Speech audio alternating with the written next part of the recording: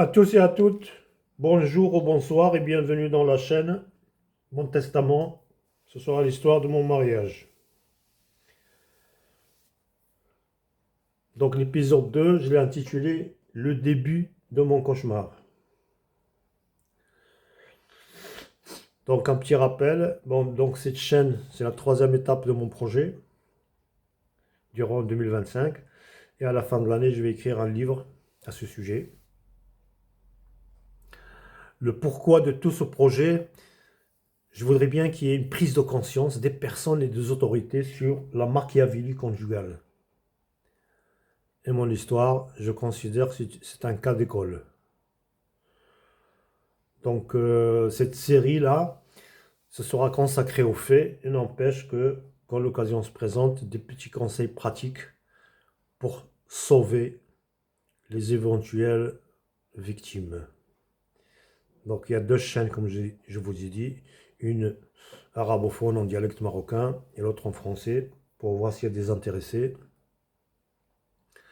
Des conseils pratiques, bon, la prostitution, c'est un phénomène international, hein, c'est le premier métier que l'homme a inventé, mais il a une forme classique, commerciale, hein, donc banale, quoique chaque pays a ses spécificités. Je vous ai parlé de la particularité de la prostitution au Maroc, mais il y a une autre forme de prostitution, c'est à travers le mariage. Prostitution, c'est quoi? Ça dépend de la définition qu'on en donne, hein. Mais la définition, c'est se donner pour de l'argent, quoi, pour des gains financiers ou pour comment dire, des objectifs moraux ou financiers. C'est le cas de beaucoup de mariages au Maroc. Pas la totalité, je ne généralise pas. Donc, mon histoire à moi. Alors, imaginez, je ne souhaite pas que ça vous arrive, mais imaginez que ça vous arrive. Imaginez que vous avez un projet de mariage, que vous êtes déjà marié. Si vous êtes marié, vous avez des enfants, vous êtes installé, vous avez vos appartements, vous avez votre société ou votre travail. Pour vous, vous êtes OK, ça y est, c'est bon. Et que vous entendez à travers des tiers des choses inacceptables, des choses assez graves sur votre conjoint. Imaginez que vous allez voir votre conjoint, pour moi c'est la mère de mes enfants, imaginez que je vais la voir et que je lui demande des explications. Je ne lui ai pas dit qu'on m'a dit. Je lui pose des questions indirectes sur le sujet. C'est le déni total, absolu. Et de mensonges, mais une liste de mensonges. On dirait vous êtes en face de quelqu'un qui vous prend pour un idiot. Et le pire, c'est que à un moment donné, j'ai eu un réveil que j'ai jamais eu pendant 25 ans. À un moment donné, j'ai eu un réveil, un sursaut. Et la liste de milliers de méfaits se liste devant mes yeux. Et c'était la même attitude de cette personne, la mère de mes enfants, plein de mensonges, plein de dribblage. À un moment donné, j'ai même conclu que bon, la mère de mes enfants est bête, donc je l'accepte. Mais le problème, c'est que là pour moi, c'était une situation très très très différente. Je suis arrivé même à en faire des cauchemars. Même, j'étais tellement naïf que je lui parlais de certains cauchemars. Rien n'a changé chez elle, hein. Vous auriez fait quoi, vous? Imaginez que ça vous arrive. Vous auriez fait quoi? Moi, je ne pouvais pas rester comme ça, en tout cas. Je devais connaître la vérité. Pour ce, j'ai fait des écoutes téléphoniques. C'est mon droit de savoir ce qui se trame derrière mon dos. Et là, je découvre un tout à l'égout moral, un tout à l'égout intellectuel. Pour moi, c'était la douche froide, hein. Alors, le contenu de ce que j'ai découvert aux écoutes téléphoniques. Imaginez que vous faites des écoutes téléphoniques, que vous assistez à des briefings téléphoniques, tenez-vous bien, presque quotidiens. Ce n'est pas un propos ou deux ou un abus de langage. C'est récurrent, c'est presque tous les jours. Votre conjoint, heureux, fier, et jouissez. J'ai jamais vu la mère de mes enfants jouir autant. Et là, il jouissait au téléphone. Avec qui? Avec sa tribu. Et d'autres personnes. La tante, la sœur, la mère, le frère, l'oncle, le voisin, les voisines, des inconnus. Sur quoi? La mère de mes enfants se vante de m'avoir trompé pendant 25 ans. Des milliers de méfaits que je ne vais pas citer ici, viendra l'occasion. Des méfaits, des événements que j'ai pardonnés. Elle m'a endormi avec ces excuses, ces mensonges. Pire que ça, en face de moi, c'est une personne qui m'appelle chérie. Rien de plus banal. Mais au téléphone, j'étais l'âne. Là aussi, il y a une anecdote à ce sujet. Son nom d'âne. Pire encore, imaginez qu'elle se vante, la mère de mes enfants, se vante d'avoir embrigadé tout mon entourage, les enfants y compris. À tel point que ces personnes embrigadées ne sont pas eux aussi non plus respectés. Ils ont des surnoms selon leur rôle qu'ils vont jouer. Les surnoms donnés, l'âne, ben, c'est moi. Hein. Il y a le serpent, c'est le mari de sa sœur. L'hyène, c'est le mari de la deuxième sœur. Le complice, le guetteur, le menteur, l'accusateur, l'espion infiltré. Ah ouais, il y a de sortes. Pardon. Les résistants à leur projet, les sceptiques, ceux qui doutent, les généreux, les avares, les exclus, les personnes qui doivent être exclues du projet. Un vrai champ de bataille. Une guerre. Vous imaginez qu'il y a une guerre qui se passe dans votre dos, vous n'êtes même pas au courant. Imaginez que vous découvrez ça, et c'est même pas doucement, mais brutalement. Brutalement, vous comprenez tout. Les membres de cette tribu, il y en a qui sont dans la confidence, échafaudent des plans. Pourquoi faire? Pour déposséder les maris. Les maris, pas moi, pas que moi.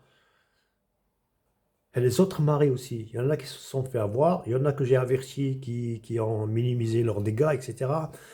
Pour déposséder les maris de quoi? Des enfants, du patrimoine et de l'argent. Et que des comptes financiers, c'est des calculs, hein, et moraux, les butins qui sont établis, qui sont gagnés. Des concertations diaboliques. Quand le moment arrivera, je vais vous raconter des choses, je vous promets. Si vous n'y croyez pas, je vous comprends. C'est tellement diabolique. C'est une mise en scène d'une qualité hollywoodienne.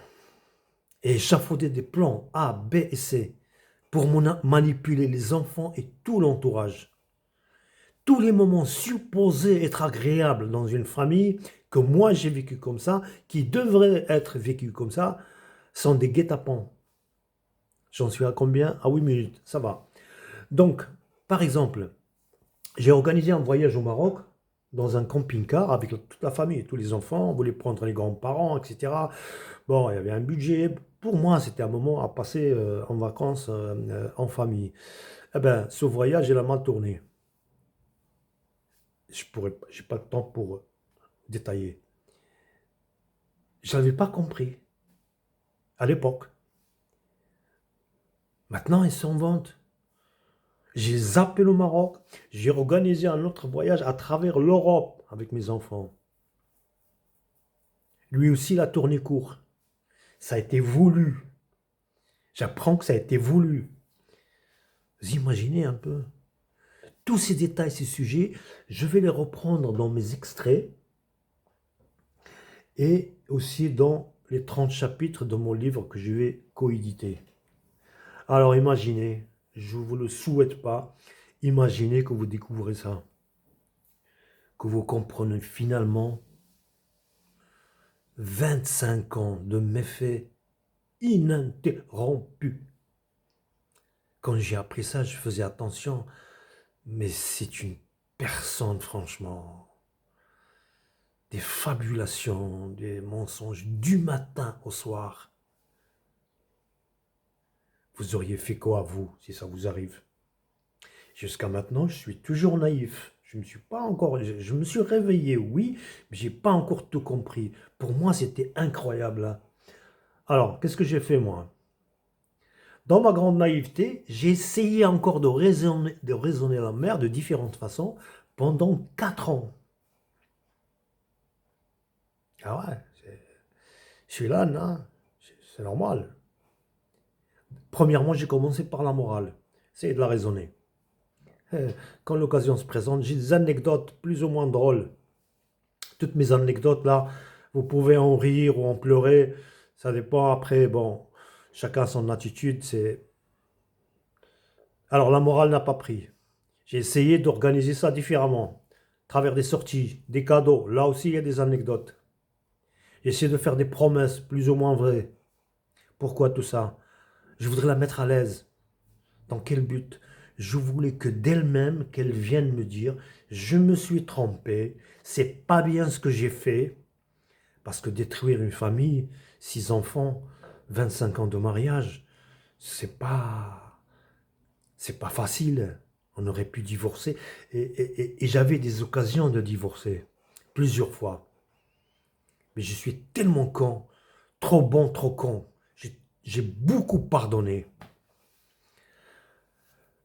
Étant donné que ces manières douces n'ont pas pris, qu'est-ce que j'ai fait? J'ai quitté les lieux 3 mois et je suis revenu de moi-même. Je lui ai dit, bon, tu as vécu seul, tu as un échantillon de comment tu vas vivre seul, ça se présente comment, des trucs, c'est pas vraiment la qualité, des réponses qui sont pas à la hauteur du problème. Puis il revenait, mais avec des méfiances. Plus tard, je vous raconterai. Puis je suis parti 6 mois et je me suis dit, si elle ne se manifeste pas, je ne reviens pas. Et après tout, il y a un divorce, hein. Le divorce est définitif. C'est comme ça, c'est dommage, mais c'est comme ça. Je suis à 12 minutes. Alors donc, et là aussi, il y a des anecdotes. Bah, c'est elle qui est venue me voir. Et plus tard au téléphone, je vais entendre que bon, elle a simulé, elle m'a fait semblant, ha ha ha, comme quoi elle m'a fait croire, elle m'a souri, que j'ai fondu, etc.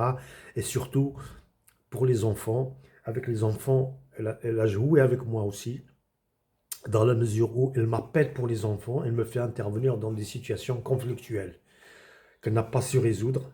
Comme ça, moi, quand je rentre dans le conflit, je le résous et je vous raconterai des faits réels.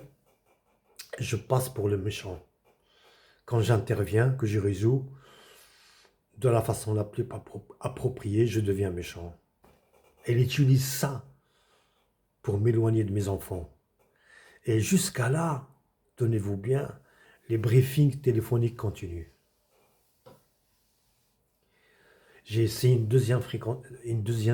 troisième solution.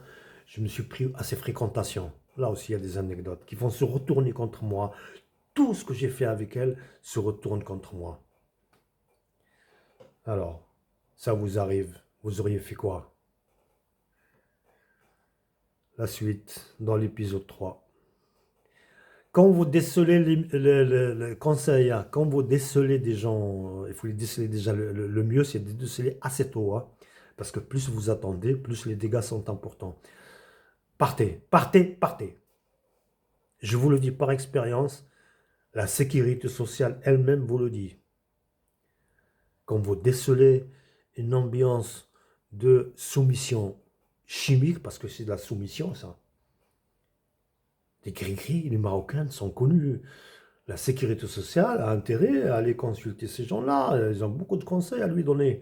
La sécurité sociale vous dit, arrêtez la soumission, partez, réagissez vite et prenez conseil. Voilà l'histoire de mes fiançailles. J'en ai parlé à l'épisode 2 des 30 vidéos qui sont en dialecte marocain. Au fiançailles, j'aurais pu voir ça. Je ne l'ai pas vu parce que je manquais d'expérience. Je suis à 15 minutes. Donc, conseil des jours, si vous tombez sur des gens comme ça, faites vos valises. Ne perdez pas votre temps. Moi, j'ai perdu 4 ans pour ça. 14 minutes et quelques. Donc, à chaque épisode, c'est comme ça. Alors, à la prochaine. Vos commentaires, vos conseils et vos sujets préférés. Et à la prochaine.